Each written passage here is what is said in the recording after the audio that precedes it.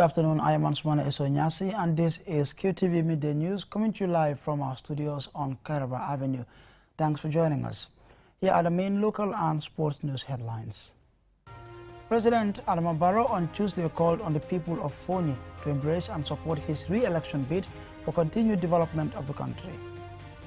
One of the most recognizable names in journalism in this country, Pandey Rimbai, the founder and editor of Freedom Newspaper Online, has died in Raleigh, North Carolina, USA.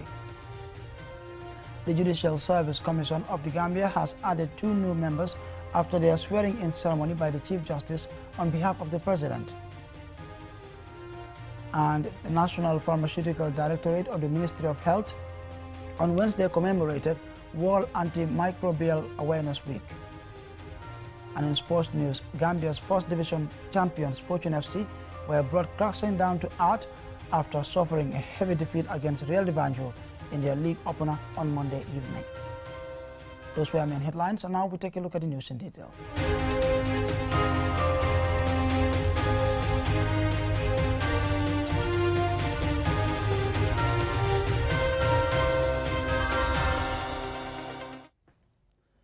President Adama Barrow on Tuesday called on the people of Foni to embrace and support his re-election bid for continued development of the country. The NPP-led coalition candidate promised them more development if re-elected.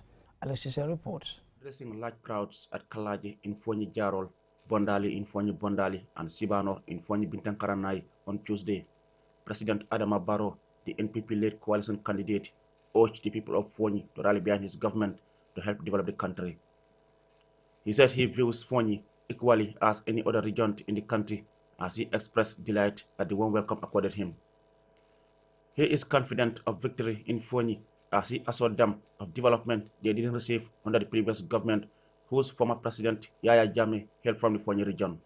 Wodon lafta Gambia be taranna kulun kono annu malla fi Foni to koma lafta Foni dunna kulun kono wari lara nyina ko ni Gambia be konti ni man Foni konti munta ko Gambia man timma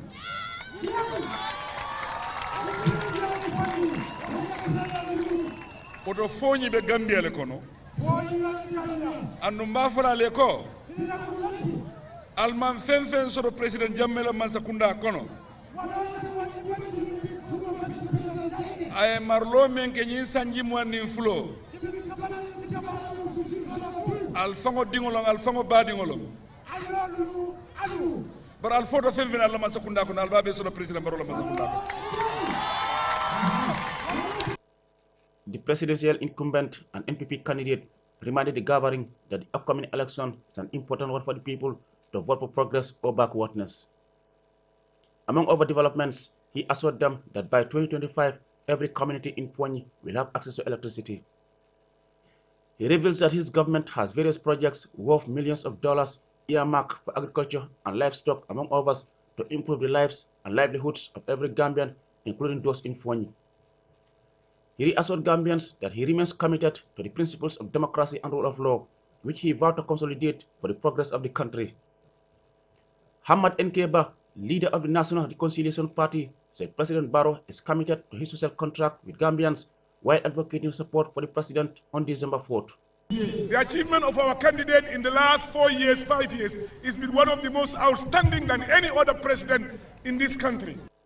Several speakers, including Ami Fabre, Minister of Agriculture, Bori Koli, and Esed Jifanga Jaju, both executive members of the APRC party, National Assembly members, Honorable Raji Samkun Jammeh of Foni Jarol, Honorable Kadi Kamara of Foni Bondali, and Honorable Muru Kamara of Foni Bintankaranai, advocate oneness among the people of Foni as they urge them to embrace and accept the IEC-recognized APRC body led by Fabakary Tombong Jatta and its coalition with President Barrow's NPP. They assured the people of Foni that the Tombong Jatta-led executive, which comprises prominent people from Foni, would mislead the people of Foni to go into anything that is not in the interest of Foni and the Gambia. President Barrow tol sonta menna nane president baro wa wulu manjur waru mamu man salaka bo man saka dum nane addandit akila regule marunga arun adna leje nulo arunga an annabi yomol nane hane kurunga akdi kubanya kati addandit annabi yomol ka bo annabi yomo ka dum abureja arunga na lanye to arunga oto jumalen toltin tol ba ko la men tol lamman salabe duniya banna nya wala ko na bugay katum be kane tarunga ko la atum be bane duniya man sakilin la jamani buka duniya bang nane arunga ati duniya akona ngolen taban duniya kontol fonyin kol nga sowola. The people of Fonyi renewed their support to the NPP-led coalition as they vowed to vote massively for the president, who they described as a unifier and pacemaker. Reporting for QTV News, I am Aliu Sise. Now away from politics to some sad news now. One of the most recognizable names in journalism in this country, Pandey Rimbai, has died in Raleigh, North Carolina, USA. He was the founder and editor of Freedom Newspaper Online, arguably for Gambians around the world, the most widely read news and opinion outlet in the final decade of former President Jammeh's rule. Maudin Boj has more. News of his death was reported on Monday, 22nd November, and tributes from the president to the media fraternity to human rights groups have been pouring in, paying homage to his valiant role in the country's struggle to get rid of Yahya Jammeh. Having moved to the U.S. in 2004, Pandey Rimbai and his online paper, Freedom Newspaper, became household names as the leading source of news on former President Jammeh's state. The media operating within were gagged with an iron cage of laws and state brutality. Pandey harnessed the safety that his distance afforded him and created an online media platform that effectively became an outpost of resistance against Jammeh. According to Professor Abdullah Sen, Pandey Rimbai was among the pioneering writers who had undertaken to chronicle former President Jammeh's atrocities. Much of the revelations heard at the TRRC proceedings were first brought to public attention on freedomnewspaper.com. He appeared to have had a network of informants in the corridors of power, but so much of what Jammeh's government tried to conceal then got their first public airing on freedomnewspaper.com. The infamous coinage, Junglers, referring to Jammeh's hit squad, possibly gained white currency through the pages of Freedom Newspaper. In 2012, he wrote a book titled The Untold Dictator Yahya Jammeh's Story, where he chronicles accounts of alleged murders, tortures and disappearances that had taken place under Jammeh. The then president banned public officials from reading Freedom Newspaper. According to TV presenter Sidi Cisse, a former colleague who had worked with him for many years, Pandey, as a professional, was energized by two drives. And I think what he enjoys is the breaking news. He will always want to be the breaking news. He doesn't want to bring any stale news, and he wants to be the first to break the news. And I think one thing also that I will always give to Pandey is the fact that he can investigate stories. The desire to be the first to break the news, however, has its flaws. The haste might shortchange the facts, leading to skewed reporting. Some critics have called him a rabble-rousing tabloidal hack, more divisive than enlightening. Whatever position one takes, his socio-political significance cannot be denied, and he should be remembered for being our voice when former President Jammeh had silenced our tongues. And I think Pandey will always be remembered for one person who stood for the freedom of many, the voice of the voiceless. As you'll always say, the voice of the voiceless. Fair and balanced. He believed in fair and balance. Born in Tuba Murid, Nyamina, Central River region, Mbai started his journalism career at the Daily Observer newspaper in the early 90s and went on to work for other papers and radios before setting up Freedom Newspaper. For QTV News, I am Maudin Boj. All our prayers and thoughts are with his family, the Gambian people, especially the media fraternity. Now, the Judicial Service Commission of the Gambia has registered new members after they were sworn in by the Chief Justice on Wednesday on behalf of the President. Mohamed Lamin Choi reports. I, Mrs. Mary Abdullah Samba Christensen, do swear that I will execute the functions. I, Mr. Suleiman Samba, do swear that I will execute the functions of the office. Following their appointment by the President and National Assembly's confirmation, Mary A. Samba Christensen and Suleiman Samba are swearing an oath. The ceremony is presided over by the Chief Justice of the Gambia, Hassan B. Jallow, on behalf of the President. The CJ recognizes the professional track record of the duo, which he hopes will add value to the work of Judicial Service Commission, especially at a time when the judiciary is implementing its 5-year strategic plan. We could not have had better membership to the JSC. Both of you come to this august body with tremendous experience in the legal field and in public administration and governance, and with a strong reputation for hard work, honesty, integrity, and professionalism. That's why His Excellency the President deemed it fit to appoint you, and indeed in the National Assembly, after evaluating your nominations, also confirmed the appointments. So congratulations. The Judicial Service Commission is an independent organ of the judiciary empowered by the Constitution with an advisory role to appoint judges, recommend the terms and conditions of service of judges, the recruitment of other categories of judicial officers, proposal for the improvement of the administration and efficiency of courts, and the implementation of programs for awareness raising on the administration of justice. The new members are now tasked with contributing to addressing the challenges facing the judiciary. Welcome, and we wish you all the best. There's a lot of work ahead, of course. You've been sworn in today. We're starting tomorrow. We are having our first meeting tomorrow with the new members on a busy schedule. But I have no doubt that you will bring a lot of value to our work. You also come at at an exciting time for the machinery of justice, the administration of justice in the country. Having taken their oath, Suleiman Samba and Mary A. Samba Christensen will work in the JSC to support the implementation of the judiciary strategic plan, which has a roadmap for a comprehensive transformation of Gambia's judiciary. Suleiman Samba delivers remarks and expresses commitment to assisting the Chief Justice in carrying out the functions of the Commission. As a strategic document, its utility should not only be restricted to addressing performance gaps, but strengthening and expanding success and questing to identify not only what is wrong, but what actually works. The objective should be continuous registering of efficiency gains without sacrificing administrative effectiveness, thoroughness in court proceedings, and the satisfaction of litigants to ensure sustained trust and faith of all stakeholders in the judicial system. With adequate capacity and capital, the judiciary facilitates the promotion of justice delivery with efficiency and effectiveness. To achieve this goal, and under new leadership, the Gambia's judiciary has earned the public's trust and confidence by demonstrating its independence and impartiality in administering justice. Mahmoud Lamin Choi, QTV News. We will now go for a short commercial break, but the news continues when we return. Looking for the fastest and easiest way to receive money transfers from abroad? Well, QMoney and Ria just made it happen. Now you can receive international money transfer from Ria directly into your QMoney account with no additional cost. Once you receive an SMS alert about your transfer, walk into any QMoney agent across the country to receive your payment for free, or use the money immediately to buy credit, QPower, and other QMoney services. It's fast, safe, and convenient. For more info, call customer care on 133. QMoney, Sinu Calpe. Terms and conditions apply.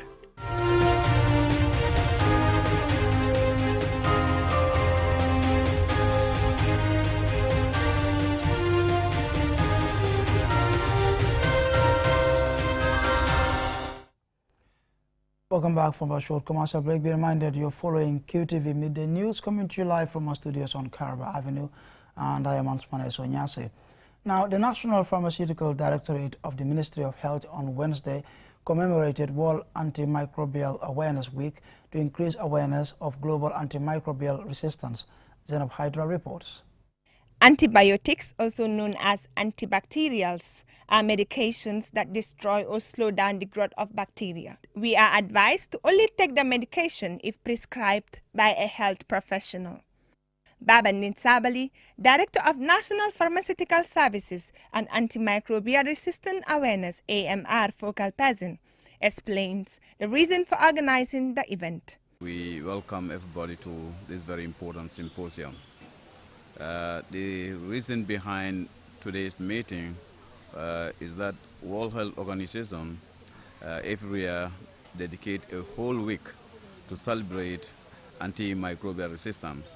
And this year is from 18 to 24th of November. As tradition, the National Task Force on AMR organized a symposium to bring together all stakeholders to debate and discuss issues related to antimicrobial resistance. In the World Health Organization African region, including the Gambia, more than half of all deaths are caused by communicable diseases that can be treated by antimicrobials. Dr. Desta Tirine, WHO representative in the Gambia, explains.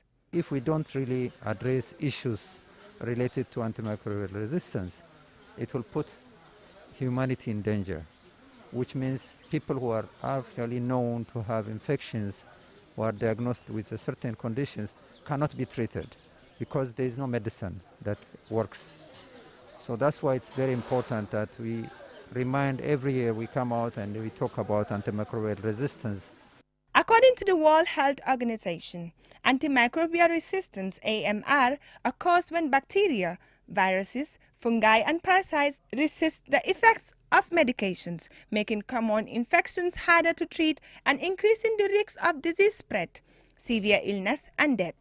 Karamba Keita, the Deputy Permanent Secretary, Ministry of Health Technical, says the ministry is working with other health partners in strengthening antimicrobial awareness in the Gambia.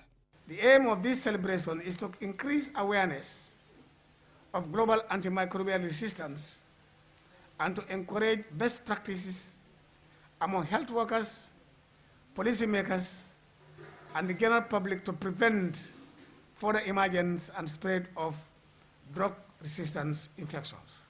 My ministry is putting in strategies that cover pharmaceuticals, food and agriculture, human resources, financing, and information system by linking science to practicality. People are encouraged to spread awareness about what AMR is, share stories about its consequences, and demonstrate how the actions of individuals, families, professionals, and communities affect the spread of antimicrobial resistance awareness, AMR. Zainab Haider, QTV News. The GCCI, in partnership with the Roots Project, on Tuesday organized a roundtable with equipment and input suppliers to provide linkages between the farmers' community and suppliers of agricultural equipment to boost productivity and livelihoods. Ajibintu Drama tells us more. Access to equipment for commercial farmers and finance to invest in agriculture is a challenge for most farmers. The project seeks to address farmers' challenges by establishing a foundation between the farmers and SME suppliers for agricultural equipment to support the level of production for inclusive commercial partnerships. Babukar Saho, acting CEO of GCCI, says the project is significant for farmers to yield more productivity, investment, sustainable livelihoods and ensure food security. There would be an arrangement in place. There would be a matching grant arrangement in place where the farmers would identify the equipment that they need, and this would be verified by a needs assessment by the project. And thereafter, there would be a need for the farmers to do some little contribution, which will be matched by the project. So the process would be guided. In fact, one of the outcomes of today's platform would be that we would expect to come out with some form of memorandum of understanding. This is a 6-year, $80 million project and is in its second year. It aims to include all farmers, especially those concentrating on rice and vegetable production, including those in remote areas, Mr. Saho added. One thing we are sure is that it will go a long way. Rarely would you find an agricultural project in the Gambia which is focusing 80% on women. It is also focusing 25% of the beneficiaries would be youth, and about 10% or so on people with disability. So it is covering a very wide demographic, and everybody is included. And the approach is also a bit more innovative compared to what we used to have before. Mamour Aliou Jagne, the project director, Resilience of Organization for Transformative Smallholder Agriculture Project, Roots, says Roots is interested in increasing productivity and addressing issues of marketing and post-harvest loss.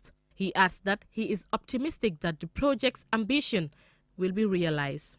Actually, this sensitization started way back in April when we did the regional inception meetings of the project. But at grassroots level, we are already working on engaging the community radios, for example. So they will actually come to know more and more about the project. Alfo M. Sarr, a farmer and founder of Sarr Green Hectares Gambia Limited, identified as input suppliers for the project, explains. Agriculture with mechanization is prosperity. Then agriculture without mechanization is poverty. We have been farming for long years ago, 400, 500 years ago, but still now we are poor. But look at other countries like Israel, America, and other advanced countries. They're using technologies which, you grow something small and you earn a better living throughout it. So I think the project objective is very broad and it's achievable, I think. The engagement hopes to capture the perspectives of financial service providers to finance the beneficiaries of the project through matching grants arrangements, amongst others. Ajibintu Drame, QTV News. Now on to some sports news after a report there by Ajibintu Drame. After the euphoria of last season's championship triumph, Gambia's first division champions, Fortune FC, were brought crashing down back to earth after suffering a heavy defeat against Real de Banjul in their league opener on Monday evening. Our sports reporter Maudou Gajaga watched the game at the Independence Stadium and he now reports. Real de Banjul stunned champions Fortune in their league opener, coming from a goal down to win 4-1. Mohamed Sane gave Fortune the lead in the 18th minute with a stunning header. Modulamin Demba levelled for Real de Banjul in the 27th minute with a flying header after Kajali Drame's fine run and crush. David Sambu made it 2 for Real de Banjul with another Kajali Drame assist in the 52nd minute. Real de Banjul's third goal came through Fode Dabo a minute later. Kajali Drame put the nail in Fortune's coffin with an early contender for a goal of the season, scoring a spectacular strike after substitute Samba Jallo put him through. He bent his right-footed shot over the keeper and into the top corner of the net. Fortune were frustrated as they tried to recover, as Real de Banjul remained resolute at the back, making hopes of a comeback nothing but a dream for the champions. Real de Banjul's coach Baimale Wada sends a message about his team's title ambitions this season. Well, like I said, we told the boys that we have to put out a marker there for people to know that we are determined and we are going to win this league, come what may, and we have to put a marker. And it was a challenge giving us the champions, and we've set a marker now. So, I'm very happy with it. Elsewhere, earlier in the weekend, there were wins for Gamtel, Walidan, and newly promoted side Falcons. Mamadou Gajaga, QTV News. Promising start for Real de Banjul, and I'm afraid that is all about it. But before we take a leave of you, here's a recap from main headlines. President Adama Barrow on Tuesday called on the people of Fonyi to embrace and support his re-election bid for continued development of the country. One of the most recognizable names in journalism in this country, Pandey Rimbai, the founder and editor of Freedom Newspaper Online, has died in Raleigh, USA. The Judicial Service Commission of the Gambia has added 2 new members after they were sworn in by the Chief Justice on behalf of the President. The National Pharmaceutical Directorate of the Ministry of Health on Wednesday commemorated World Antimicrobial Awareness Week. And in sports news, Gambia's first division champions Fortune FC were brought crashing down to earth after suffering a heavy defeat against Real de Banjul in their league opener on Monday evening. That is it for this bulletin. Do join us in the evening for more news. Thanks for watching.